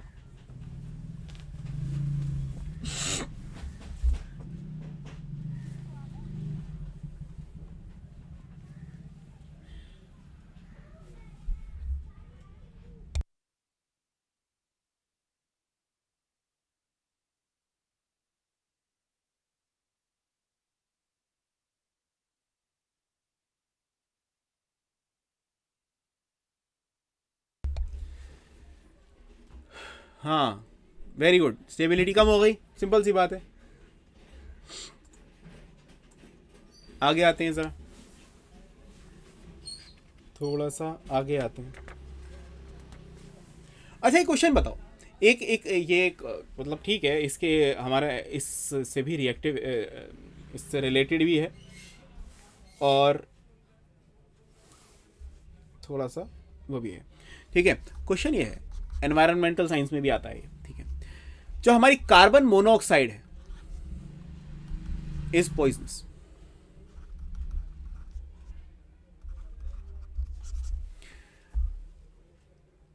ठीक है, कार्बन मोनोऑक्साइड बड़ी पॉइजनस होती है। क्यों? क्यों? कार्बन मोनोऑक्साइड, भाई कार्बन के चैप्टर पढ़ रहे हैं, कार्बन के बारे में थोड़ी बहुत बात भी कर लेंगे। तो कार्बन मोनोऑक्साइड बड़ी ही पॉइजनस होती है। आप जैसी सूंघोगे ना, विद इन फ्यू आवर्स भी नहीं, फ्यू मिनट्स गए। ठीक है, क्या रीजन है? क्या रीजन हो सकता है भाई? रीजन एक छोटा सा प्यारा सा एक रीजन ये होता है कि असल में जब कार्बन मोनोऑक्साइड हमारे ब्लड में जाती है, जब ये कार्बन मोनोऑक्साइड हमारे ब्लड में जाती है तो हमारे ब्लड में क्या होता है जी? हीमोग्लोबिन। और हीमोग्लोबिन के अंदर कौन सा मेटल प्रेजेंट होता है सर? आयरन। ये आयरन कार्बन मोनोऑक्साइड के साथ मिलकर एक कॉम्प्लेक्स बना लेता है, एक तरह का कंपाउंड बना लेता है। ठीक है, आओ जरा देखो, जो हमारा हीमोग्लोबिन है और आयरन जो है, मतलब हीमोग्लोबिन के अंदर आयरन होता है। ठीक है, तो असल में जो हमारा ये जो बायकनकेव स्ट्रक्चर होता है, स्पेशली बायो वाले हैं यहाँ पर, उनके भी काम आएगा। ये हमारा जो रेड ब्लड सेल्स होते हैं ना, आरबीसी, वो इस तरह के होते हैं। यहाँ पर ये गैसेस को कैरी करते हैं इन दोनों जगहों में। ठीक है, तो होता क्या है, जो हमारी कार्बन मोनोऑक्साइड होती है ना, वो इसके इस वाले पोर्शन को कवर कर लेती है, इस वाले पोर्शन को कवर कर लेती है। ठीक है, क्यों कर लेती है? क्योंकि कार्बन मोनोऑक्साइड आयरन के साथ मिलकर कॉम्प्लेक्स बना लेता है। Carbon monoxide is very reactive with iron. तो हुआ क्या एट द एंड? अब बताओ, क्या ये गैसेस को ट्रांसपोर्ट कर पाएगा हमारा ब्लड? क्या ये हमारा जो ब्लड है वो क्या अब गैसेस को कैरी कर पाएगा? जो ये कॉम्प्लेक्स होता है इसको हम बोलते हैं कार्बोक्सी हीमोग्लोबिन।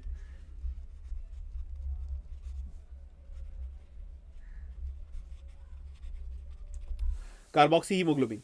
ठीक है, और ये जो कार्बोक्सी हीमोग्लोबिन है, ये बहुत बहुत ज्यादा स्टेबल होता है, जिस वजह से ऑक्सीजन जब आती है वो हीमोग्लोबिन के साथ अटैच नहीं हो पाती। ठीक है, that's why it is very poisonous. आपके अंदर ऑक्सीजन की कमी होने लगती है and you will not be able to breathe properly. Iron तो कवर होता है, फेरिटिन से वो भी रिएक्ट नहीं करता, because it mix with the haemoglobin and makes carboxy haemoglobin. ठीक है बच्चों, good, very good.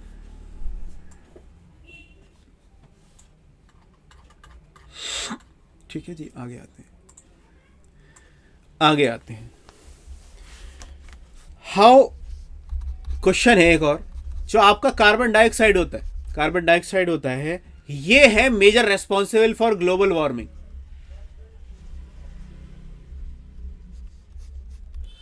Global warming की ये सबसे ज्यादा वो है, क्या करता है, क्या मतलब है इसका?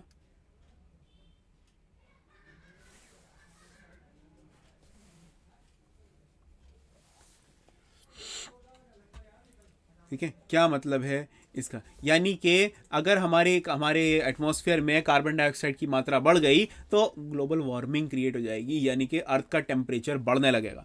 अर्थ का टेम्परेचर बढ़ने लगेगा, इसका मतलब यह है कि कार्बन डाइऑक्साइड में हीटर लगे हुए हैं क्या? कार्बन डाइऑक्साइड में हीटर लगे हुए हैं क्या? नहीं जी, ऐसा कुछ नहीं है। कार्बन डाइऑक्साइड असल में जब एक्सेस अमाउंट में हो जाएगी तो होगा क्या, असल में कार्बन डाइऑक्साइड जो होता है वो रेडिएशन को, जो सन से आने वाला रेडिएशन है, उसको एब्जॉर्ब कर लेता है, एब्जॉर्ब करके रख लेता है। और कोई भी चीज़ हीट, अगर किसी चीज़ को हीट एब्जॉर्ब कर लेगी तो ऑब्वियसली वो हॉट हो जाएगी। ठीक है, तो देखो, जितना ज़्यादा कार्बन डाइऑक्साइड बढ़ेगा उतनी ज़्यादा ये हीट को ट्रैप करेगा, और जितनी ज़्यादा हीट को ट्रैप करेगा उतनी ज़्यादा ऑब्वियसली ग्लोबल वार्मिंग होगी।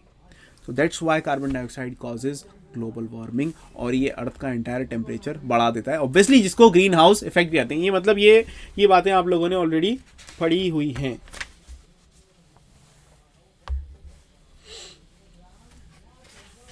ठीक है,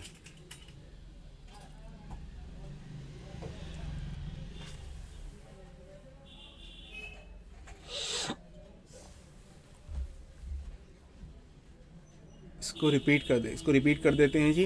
कार्बन डाइऑक्साइड जो है वो हीट को ट्रैप करने वाला एजेंट है। इट ट्रैप्स हीट या सन के रेडिएशन को ट्रैप कर लेता है, और ट्रैप करने के बाद जब ये ज़्यादा क्वांटिटी में हो जाता है तो ये अपना ग्रीन हाउस इफेक्ट दिखाता है। ठीक है, उस ग्रीन हाउस इफेक्ट को हम बोलते हैं ग्लोबल वार्मिंग। हीट को ट्रैप कर लेता है, सिंपल सी बात है। ठीक है, जब हीट को ट्रैप कर लेगा तो ऑब्वियसली आसपास का सारा टेम्परेचर इंक्रीज होने लगेगा।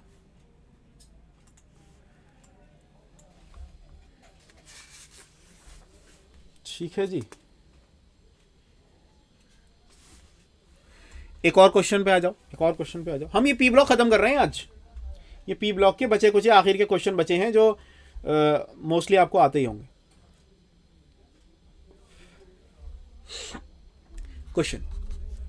क्वेश्चन है CCl4 is resistant towards hydrolysis. मतलब CCl4 में हाइड्रोलिसिस नहीं होता, लेकिन SiCl4 में हो जाता है। SiCl4 में हो जाता है।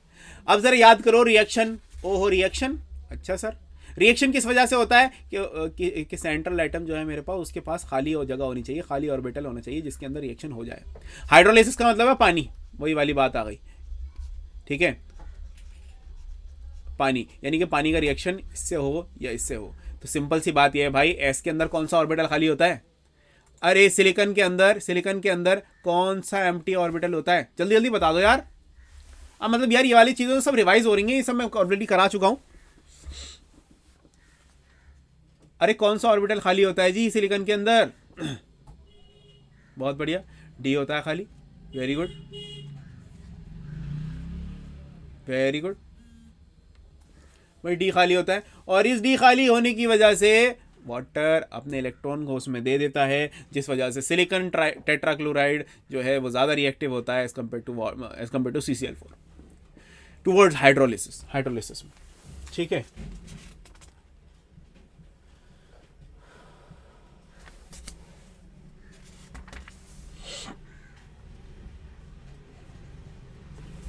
एक और क्वेश्चन है।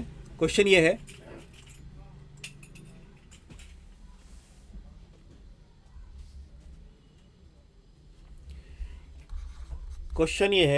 कि SN2+ is a reducing agent,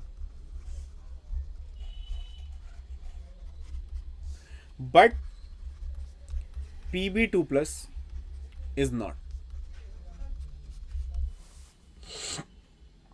Pb2+ नहीं है।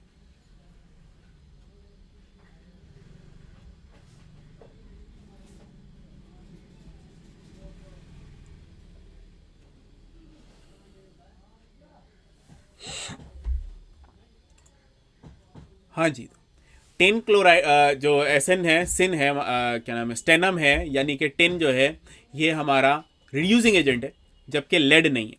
अब ज़रा देखो, फिर वही बात मैं कहूँगा, कंसेप्ट की नस पकड़ो कि इसकी नस कहाँ है, यानी कि इसका धागा कहाँ है जिस धागे को हम खोल पाएँ। एक ने कहा है सर Lead2+ स्टेबल होता है। वेरी गुड, वेरी गुड भाई। सर Lead2+ स्टेबल होता है तो वो क्यों ही रिएक्ट करेगा? सिंपल सी बात है, Tin2+ रिएक्ट नहीं, स्टेबल नहीं होता। वो क्या करेगा? वो टिन रिड्यूसिंग एजेंट है, यानी कि खुद ऑक्सीडाइज हो जाएगा, SN4+ बना लेगा, है ना। तो भाई sir very good, very good, बहुत बढ़िया, बहुत बढ़िया कि सर Tin2+ जो क्या नाम है, Lead2+ जो होता है, it is very stable, that's why it does not reacts. But if we talk about Tin2+, it is very reactive. It is a reducing agent. It is a reducing agent. And if it is a reducing agent, then what it will do? What it will do? खुद oxidise हो जाएगा। कोई भी चीज़ अगर reducing agent है तो वो खुद ऑक्सीडाइज हो जाती है, और खुद ऑक्सीडाइज होने का मतलब ये है SN2+ जो है अपने अंदर से 2 इलेक्ट्रॉन को निकाल देगा और SN4+ बना लेगा, 4+ बना लेगा। ठीक है, तो दैट्स वाई ये जो है रिड्यूसिंग एजेंट है और ये रिड्यूसिंग एजेंट नहीं है। अरे रीजन समझ में आ रहे हैं बच्चों?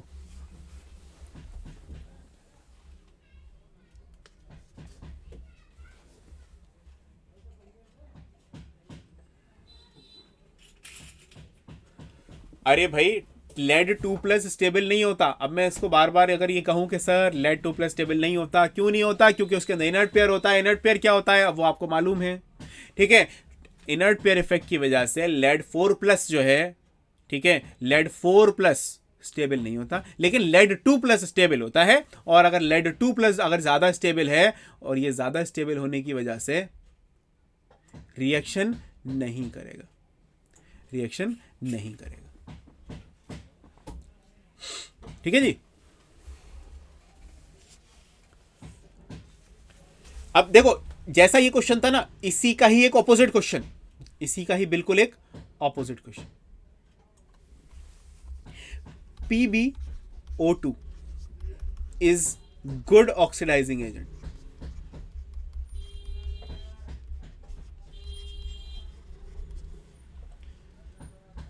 Then SnO2. अब जरा PbO2 है, ज्यादा अच्छा ऑक्सीडाइजिंग एजेंट है। जरा देखो और से सुनना। PbO2 जो है, PbO2 का मतलब यह है कि मेरे पास लेड जो है कौन सी ऑक्सीडेशन स्टेट में है बच्चों? अरे कौन सी ऑक्सीडेशन स्टेट में है? इसको ले लो x, ये हो गया मेरा ऑक्सीजन होता है always -2 and multiply by 2 it is equal to 0।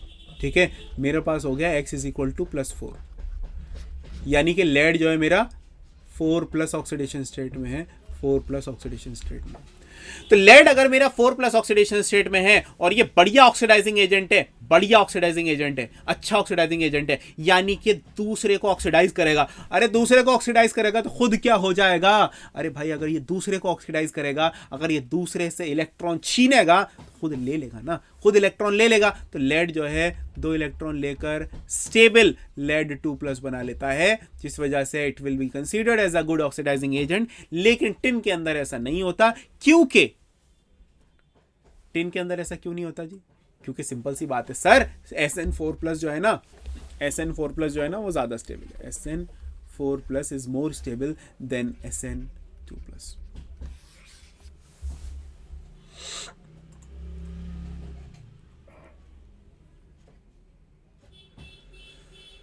अरे क्या ये बातें समझ में आ रही हैं? सर आपने ऑक्सीडेशन स्टेट कैसे फाइंड करी? हाँ जी बता देते हैं, बिल्कुल बता देते हैं।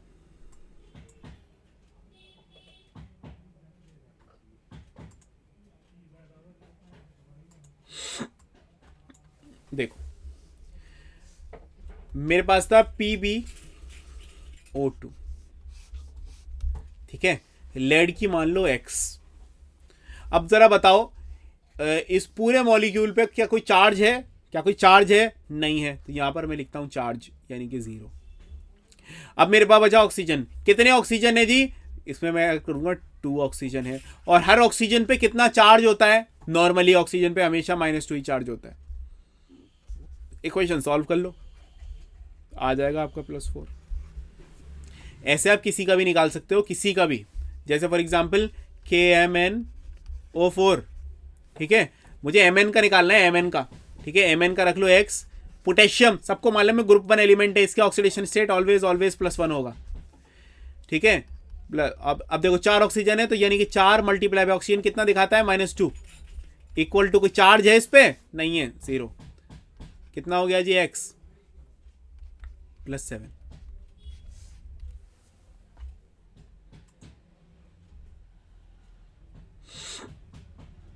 +7।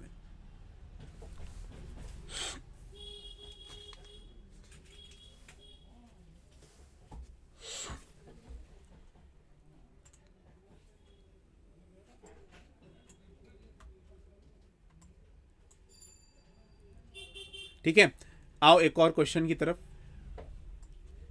एक और क्वेश्चन की तरफ। क्वेश्चन आपसे ये कहना चाह रहा है, क्वेश्चन आपसे ये कहना चाह रहा है कि sir carbon monoxide is stable लेकिन silicon monoxide is not stable. Sir carbon monoxide जो है वो स्टेबल है, लेकिन कार्बन जो सिलिकॉन का जो ऑक्साइड है वो स्टेबल नहीं है। क्यों?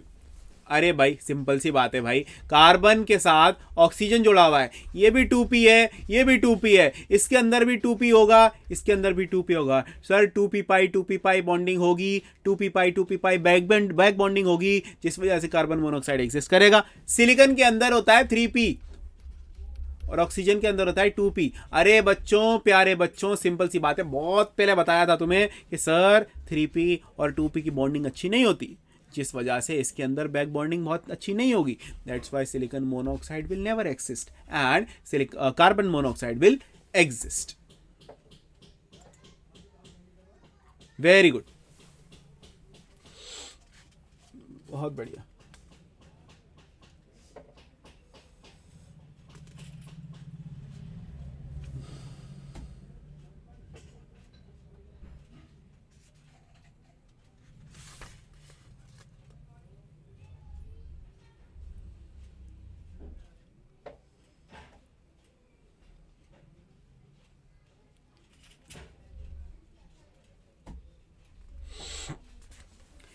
आज की क्लास का एक आखिरी क्वेश्चन. आज की क्लास का एक आखिरी क्वेश्चन.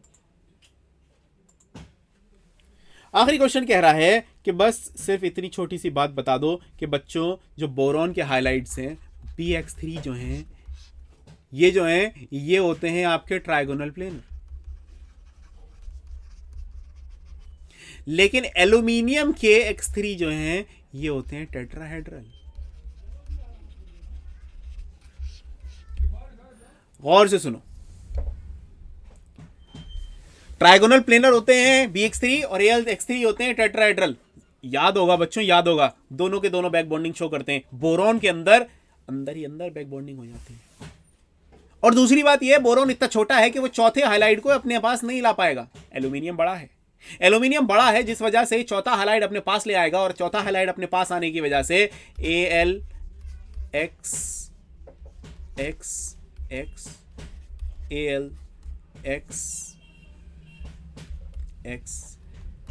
तो जरा चौथा हाइलाइट अपने पास आने की वजह से 4 हेलोजन अकोमोडेट कर लेगा और ये एक बॉन्ड बना, इसको हम कहेंगे कोऑर्डिनेट बॉन्ड. जिस वजह से एल्यूमिनियम के जो हाइलाइट्स हैं वो एज अ डाइमर एग्जिस्ट करते हैं, लेकिन बोरॉन के जो हाइलाइट हैं वो एज अ मोनोमर एग्जिस्ट करते हैं.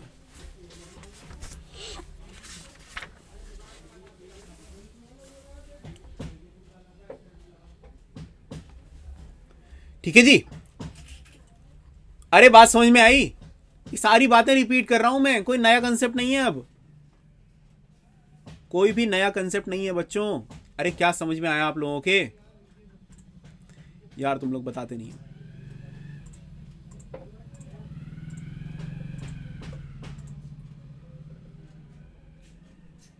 कोई नया कंसेप्ट नहीं है बच्चों. सब ऑलरेडी पिछली क्लासेस में पढ़ाया हुआ है.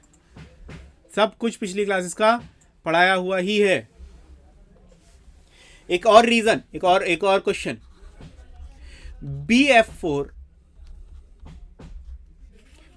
BF3 माइनस लो पहले.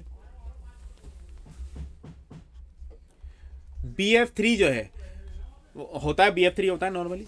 अगर फॉर एग्जाम्पल मेरे पास हो BF4 माइनस, गौर से देखना. BF4 माइनस किसी तरीके से जुगाड़ मार के मैंने बोरॉन के पास एक और हेलोजन लगा दिया. ठीक है, तो क्या होगा? क्वेश्चन में कह रहा है कि सर इसकी जो बॉन्ड लेंथ होती है और इसकी बॉन्ड लेंथ होती है, आप उस पर कमेंट दीजिए. Write down the comment on the BF3 and BF4 minus boron और फ्लोरीन की बॉन्ड लेंथ. ठीक है, आओ देखो और जानो क्या मतलब है और क्वेश्चन हमसे क्या पूछना चाह रहा है. देखो गौर से देखना.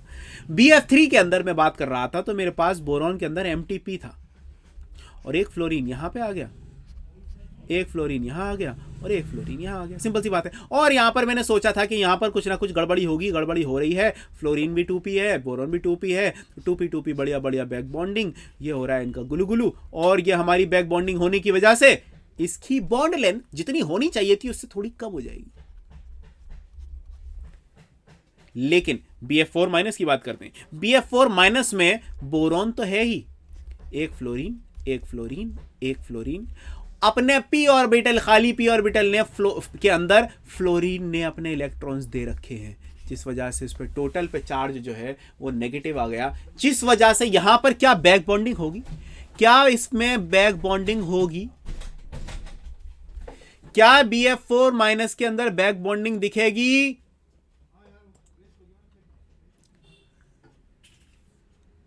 नहीं दिखेगी। Very good. अगर बैक बॉन्डिंग नहीं होगी तो क्या बोरोन और फ्लोरीन की बॉन्ड लेंथ कम होगी?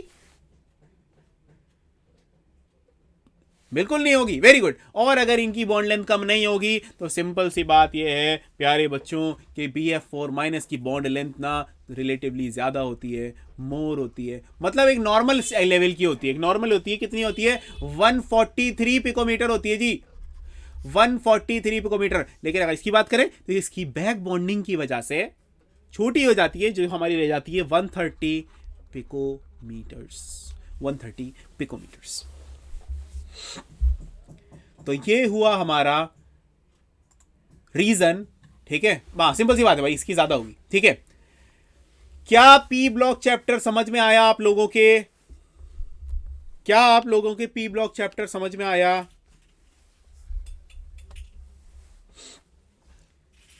क्या पी ब्लॉक चैप्टर समझ में आया? क्या पी ब्लॉक पढ़ने में मजा आया?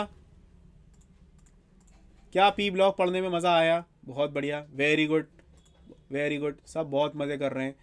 हाँ लगभग भी कह रहे हैं कुछ लोग। चलो कोई बात नहीं, ठीक है, चलो बहुत बढ़िया। पी ब्लॉक पढ़ने में मज़ा भी आ गया, चलो वेरी गुड। तो देखा जाए तो हमारा पी ब्लॉक जो है वो इनऑर्गेनिक का लास्ट पार्ट रह गया था आपके में। ठीक है, एक बार एक और कोशिश कर लेंगे एक क्लास और करने की, एंड दैट विल बी और जो मेरे साथ जो होगी वो लास्ट क्लास होगी। फिर उसके बाद professor will take over the charge. बाकी इसमें आपका ऑर्गेनिक केमिस्ट्री चल रहा होगा शायद, है ना? हाँ, थोड़ा सा हाइपोथेटिकल कंसेप्ट से अलग था, मतलब ठीक है, थोड़ा सा मतलब एक नई चीज़ सीखी, कहने की बात है ना, एक नई चीज़ सीखी। हम जर्नल ट्रेंड तो पढ़ते आ रहे थे यार। देखो जो आपने क्या नाम है वाला जो चैप्टर पढ़ा था, जो क्या नाम है, कौन सा पढ़ा था, पीरियोडिसिटी वाला जो चैप्टर पढ़ा था, वो तो 10th क्लास वाली बातें थी उसमें सारी, उसमें तो कोई नया चीज़ था ही नहीं। अब आकर समझ में आई होगी कि असल में केमिस्ट्री में आगे आकर क्या है, कैसी कैसी चीज़ें हैं। ऑर्बिटल्स तो पढ़ लिए थे सर, लेकिन ऑर्बिटल इस तरीके से इंटरैक्ट करेंगे कभी सोचा भी नहीं था। और ऑर्बिटल होंगे और एफ होगा, बी क्या नाम है, डी होगा। हमें तो सोचने में लग रहा था सर एफ होगा और बढ़िया इफेक्ट हो जाना चाहिए, इतना बड़ा ऑर्बिटल और अच्छा होगा। लेकिन बाद में पता लगा अय है एफ ऑर्बिटल बहुत ही बुरा हो गया बेचारे गरीब के साथ। वहां पर शील्डिंग बेकार हो गई। शील्डिंग बेकार होने की वजह से कंसेप्ट ही हो गया, सारे कंसेप्ट की ऐसी तैसी हो गई, पता ही नहीं हमें कहाँ चल रहा है। ठीक है, खैर हमने बहुत सारी नई चीज़ें सीखी और इंशाल्लाह आगे भी ऐसे ही चलता रहेगा।